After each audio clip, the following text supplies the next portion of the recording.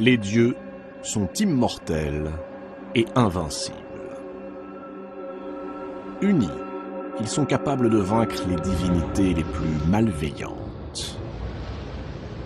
Désunis, le monde retournerait au chaos dont il est issu.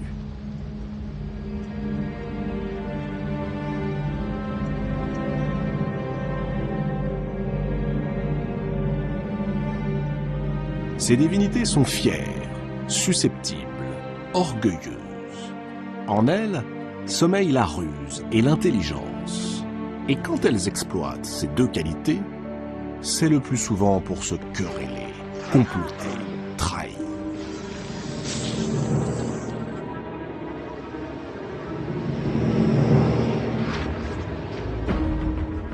Au fond, les dieux ne sont pas loin de ressembler aux mortels.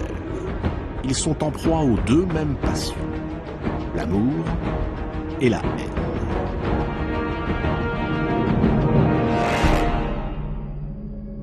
Or, un jour, apparut un Dieu plus sage, plus réfléchi que les autres, capable de rassembler et non de diviser, de construire la paix et non de préparer la guerre. Un Dieu radicalement ancré du côté de la raison, contrairement à ceux qui se laissent guider par leur passion. Ce Dieu vint au monde, mais ce fut une déesse, Athéna.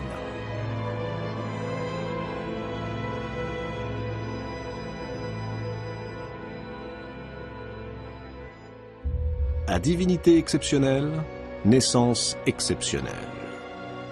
Zeus avait épousé en premières noces la nymphe Métis, dont le nom signifie à la fois prudence et ruse.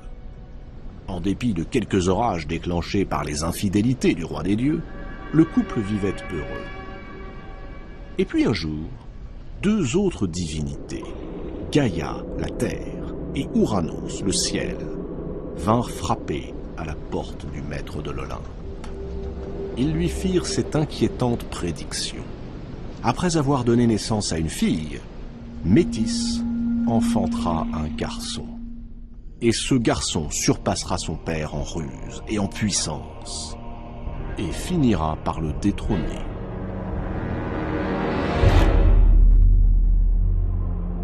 Zeus est un souverain sans rival, et il compte bien le rester. Il a conquis son trône de haute lutte, et n'a aucune intention de le partager, encore moins de le céder. Aussi, lorsque Métis fut sur le point d'accoucher, Zeus, qui n'était pas à une ruse près, mit son épouse au défi. À quel point serait-elle capable de se métamorphoser? Métis, loin d'imaginer ce qui se tramait, se prit au jeu. Elle enchaîna les plus incroyables transformations, jusqu'au moment où, encouragée par Zeus, elle se transforma en goutte d'eau. Zeus la félicita, applaudit et l'avala.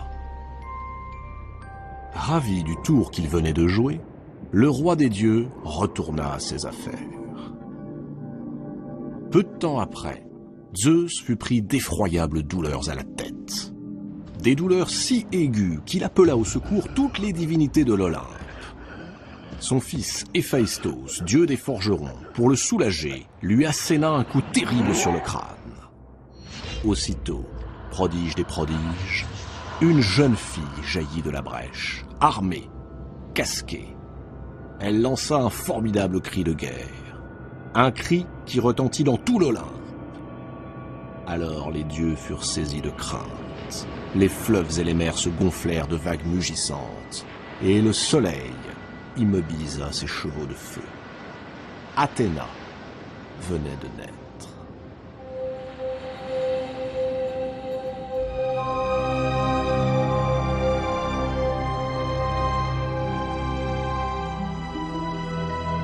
Athéna possède la prudence et la sagesse de sa mère, Métis, mais aussi l'intelligence de son père, Zeus. Elle est double. C'est une femme, mais elle est vouée au jeu de la guerre, qui est, chez les Grecs, affaire d'homme.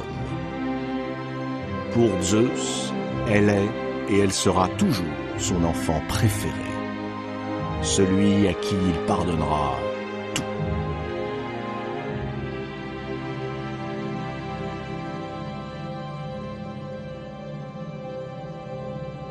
Zeus confie l'éducation d'Athéna au dieu fleuve Triton. Triton a déjà une fille, Pallas. Très vite, les deux jeunes déesses deviennent inséparables. Or, un jour qu'elles s'entraînent en combat singulier, et alors que Pallas s'apprête à frapper Athéna, Zeus, craignant pour sa fille, s'interpose. Surprise par l'apparition du roi des dieux, l'infortuné Pallas baisse sa garde et reçoit d'Athéna un coup terrible. Un coup involontaire, mais un coup mortel.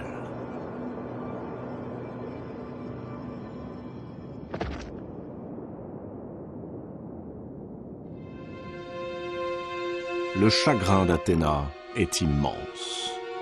Elle a perdu une sœur. Alors, en signe de douleur, elle décide de placer le nom de son ami avant le sien. On l'appellera désormais Pallas Athéna. Athéna grandit. Sa beauté éblouit tous ceux qui la croisent. Mais Athéna demeure insensible. Elle repousse toutes les avances. Elle est vierge et bien déterminée à le rester. Un dieu, cependant, la poursuit de ses assiduités. Héphaïstos. Héphaïstos est le plus laid, le plus disgracieux de tous les dieux. Forgeron boiteux, c'est lui qui, d'un coup de sa masse, avait permis à Athéna de venir au monde. Il en est d'autant plus amoureux qu'il vient d'être abandonné par son épouse, Aphrodite. Un matin, Athéna se présente à la forge d'Héphaïstos. Elle vient lui commander des armes. Héphaïstos s'empresse de lui dire qu'il n'acceptera aucun paiement, qu'il exécutera ce travail uniquement pour l'amour d'elle. Flattée, Athéna accepte. Quelques jours plus tard, la déesse vient récupérer ses armes. Héphaïstos commence par l'accueillir aimablement. Puis, tout à coup, enflammé par le désir, incapable de se maîtriser, il se précipite sur Athéna et cherche à abuser d'elle. En réalité, Héphaïstos, qui se conduit rarement de façon aussi grossière, est victime d'un mauvais tour, dont l'auteur n'est autre que Poséidon, le frère de Zeus. Poséidon et Athéna entretiennent depuis toujours une rivalité. Poséidon se sert d'Héphaïstos pour nuire à la déesse. Quelques heures auparavant, il lui a donc fait savoir qu'Athéna était en route pour sa forge et qu'elle espérait vivement qu'Héphaïstos lui ferait la cour avec ardeur. Athéna se débat, repousse le forgeron et s'enfuit. Tout boiteux qu'il est, Héphaïstos réussit pourtant à la rattraper et tente à nouveau de s'unir à elle. Il le fait avec tant de maladresse qu'il déchire sa tunique. Le corps dénudé de la déesse lui apparaît dans toute sa splendeur. Héphaïstos est subjugué. Athéna profite de son trouble pour se dégager, mais au moment où elle va s'échapper, un long jet de sperme atteint sa jambe à hauteur de la cuisse. Dégoûtée, Athéna saisit un morceau de laine, s'essuie et le jette par terre. Mais la laine, tombée sur le sol, féconde Gaïa, la terre-mère. Gaïa est désormais grosse du désir d'Héphaïstos. Et quelque temps plus tard, Gaïa donne naissance à un enfant. C'est une créature bizarre, mi-homme, mi-serpent.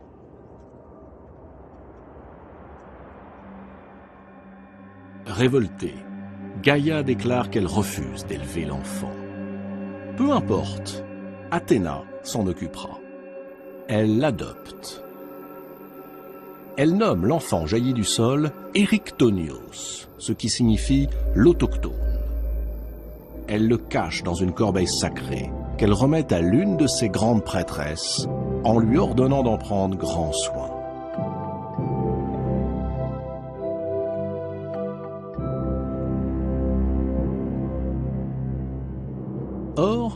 Un jour qu'elle est de retour d'une fête, portant la corbeille sacrée dans laquelle somnole le jeune Erectonios, ses deux sœurs, dévorées par la curiosité, soulèvent le couvercle du panier. Lorsqu'elles découvrent un enfant doté d'une queue de serpent, elles sont prises de panique, poussent des hurlements de terreur et se jettent du haut de l'acropole.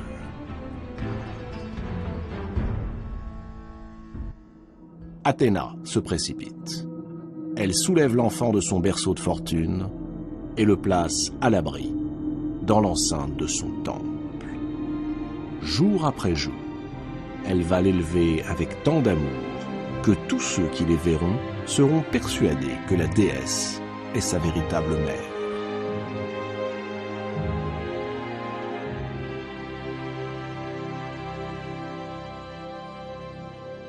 En ce temps-là, les dieux vivaient dans leur palais, sur l'Olympe. Mais il n'existait pas de cité sur terre qui leur fût exclusivement consacrée. Zeus estima qu'il fallait, sans plus tarder, combler ce manque. Il convoque alors tous les dieux et leur demande de choisir une ville dans laquelle les hommes honoreront leur culte. Une seule cité pour chaque dieu. Chacun fait son choix. Apollon choisit Delphes. Arès prend Sparte. Aphrodite s'établit à Corinthe. Même Artémis, pourtant solitaire et farouche, se résout à choisir une ville. Ce sera Éphèse. Mais lorsque vient le tour de Poséidon et d'Athéna, tous deux revendiquent la possession de l'Attique. Le ton monte. Voyant son frère et sa fille se disputer de plus en plus violemment, Zeus décide que le roi de l'Attique, le sage Cécrops, sera l'arbitre de ce conflit.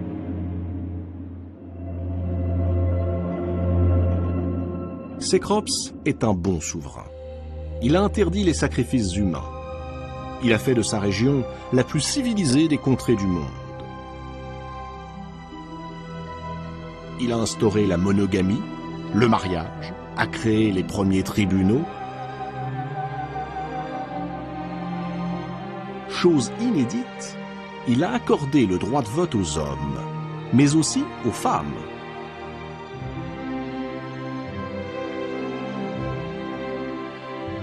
Cécrops obéit aux souhaits de Zeus. Il s'enferme dans son palais.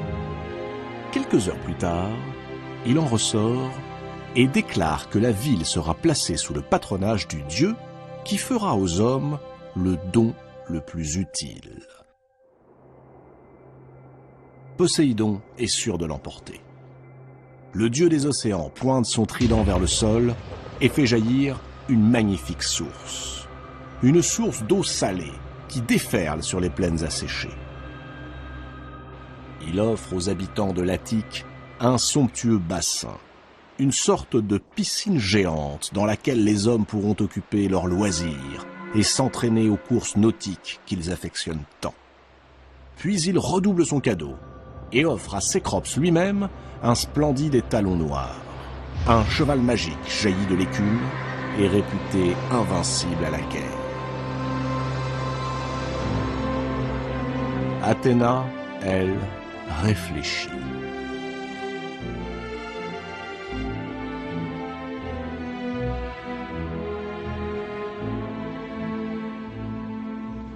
D'un geste de la main, elle fait sortir de terre un arbre. Un arbre immense, aux ramures argentées et au tronc noueux. C'est un olivier. Un olivier dont elle proclame que les feuilles ne tomberont jamais, pas même lorsque viendra l'hiver. Cet arbre, assure-t-elle, portera les fruits que vous presserez lorsqu'ils seront bien mûrs. Ils vous nourriront, vous et vos enfants, et les enfants de vos enfants. Cet arbre sera le symbole de la paix et de la fécondité que je vous accorde. Sous le regard de Thémis, la déesse de la justice, les habitants de l'Attique passent au vote. Et ce sont les voix des femmes qui font pencher la balance divine du côté d'Athéna.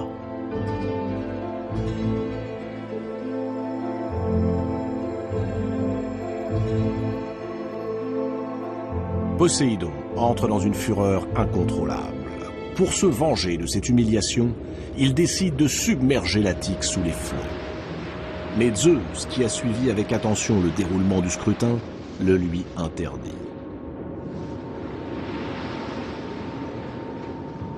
Alors, le seigneur des océans quitte l'Olympe, plein de rancune et de haine à l'égard de la fille de Zeus.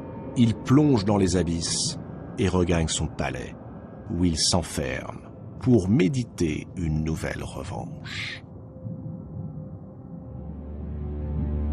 La raison du choix des habitants de l'Attique est simple. Poséidon leur propose le divertissement et la guerre.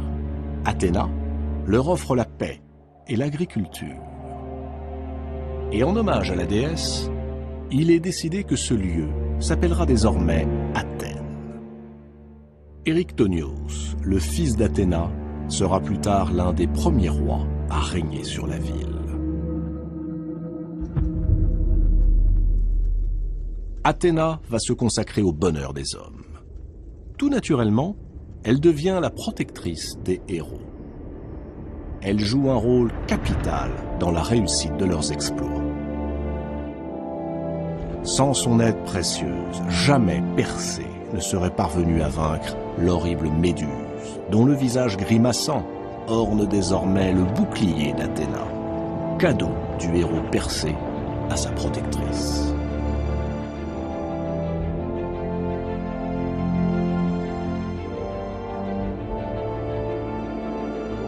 Pendant la guerre de Troie, Athéna prend parti pour les Grecs et leur inspire l'idée du cheval de bois.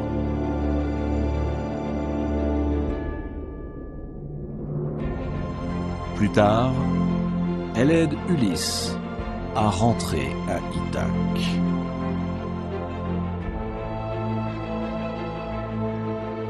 Enfin, sous les traits du sage Mentor, elle guide le jeune Télémaque dans ses démarches pour retrouver les traces de son père.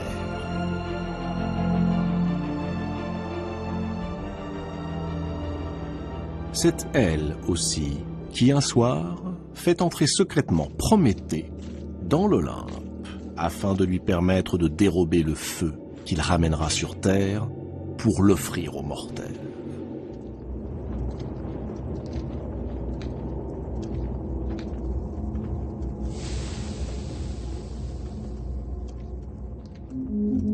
Aux mortels, justement, Athéna inspire audace et sang-froid, une forme nouvelle de bravoure, guidée par la réflexion et la ruse, non par la fureur désordonnée et aveugle. Athéna, déesse de la guerre, se présente aux mortels comme l'opposé de son frère Arès, lui aussi dieu de la guerre, mais dieu du carnage et du sang. Athéna, contrairement à Arès, met l'intelligence au service de la guerre, afin de parvenir à la paix et non à l'extermination de l'ennemi.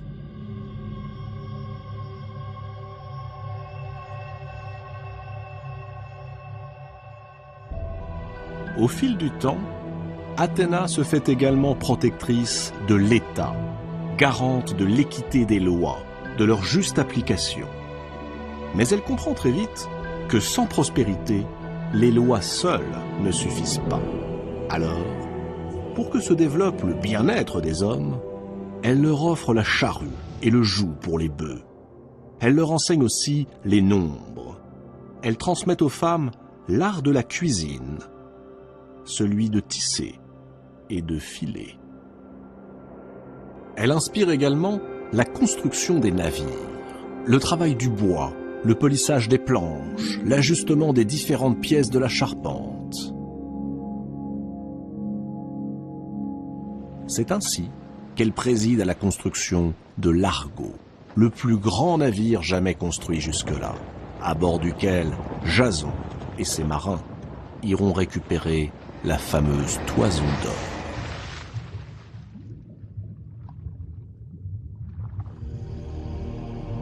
Une seule fois, une seule, Athéna éprouva de la jalousie à l'égard de quelqu'un. Il s'agissait d'une artiste qui, il faut le reconnaître, manquait singulièrement d'humilité. Elle s'appelait Arachné. C'était la fille d'un riche marchand d'étoffes. Arachné était devenue une véritable experte dans l'art raffiné du tissage. Elle confectionnait de magnifiques broderies, imaginait des motifs plus beaux les uns que les autres, fabriquait des voiles ou des robes d'une splendeur que l'on disait inégalable, au point que sa renommée parvint jusqu'aux oreilles d'Athéna, qui décida un beau jour de se rendre compte par elle-même des talents de ce jeune prodige. Athéna prit les traits d'une vieille femme aux tempes grisonnantes et se présenta devant la jeune fille. À sa grande surprise, elle découvrit un personnage orgueilleux, vantard, qui prétendait que nul au monde ne savait filer aussi bien qu'elle, et qui ajouta, comble de maladresse, personne, pas même la déesse Athéna. Athéna prit tout d'abord cette attitude pour une fanfaronnade d'adolescente. Bienveillante, elle conseilla à Arachné de retirer ses paroles et de rendre hommage à la déesse. Mais Arachné, emportée par sa fougue, persista. Oui, elle se sentait capable de défier la puissante Athéna si celle-ci osait se mesurer à elle. Et aussitôt, assurant qu'elle allait en donner la preuve, elle fit courir ses doigts le long de la chaîne. Le métier à tisser crépita, et peu à peu, les motifs apparurent. Arachné avait choisi de représenter les amours des dieux et les métamorphoses dont ils usaient si fréquemment. Quand elle eut terminé, Athéna, toujours déguisée en vieille femme, inspecta son travail. Elle ne trouva rien à redire. C'était la perfection même. Inutile qu'elle se mît à tisser. Le travail de la jeune Arachné dépassait de très loin ce qu'elle pourrait faire. Alors la déesse se laissa submerger par la colère. Elle, pourtant si raisonnable, brisa tout ce qui se trouvait sur son passage et quitta la pièce. Lorsqu'Arachné découvrit que la vieille femme n'était autre qu'Athéna, elle sombra dans le désespoir. Elle venait de commettre un abominable sacrilège et d'infliger une terrible offense à celle qu'elle chérissait pourtant entre toutes. Accablée par le remords, Arachné s'enferma dans le grenier de son père et se pendit.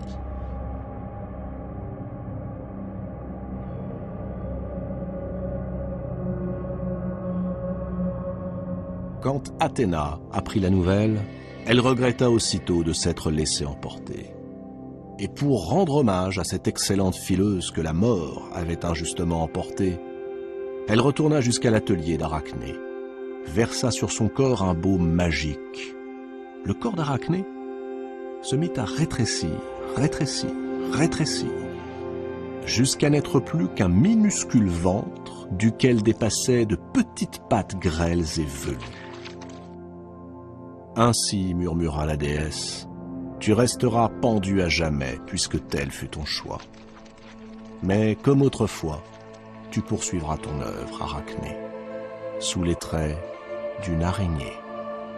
Depuis, sur un métier de fortune qu'un souffle suffit à briser, Arachné tisse sa toile pour l'éternité.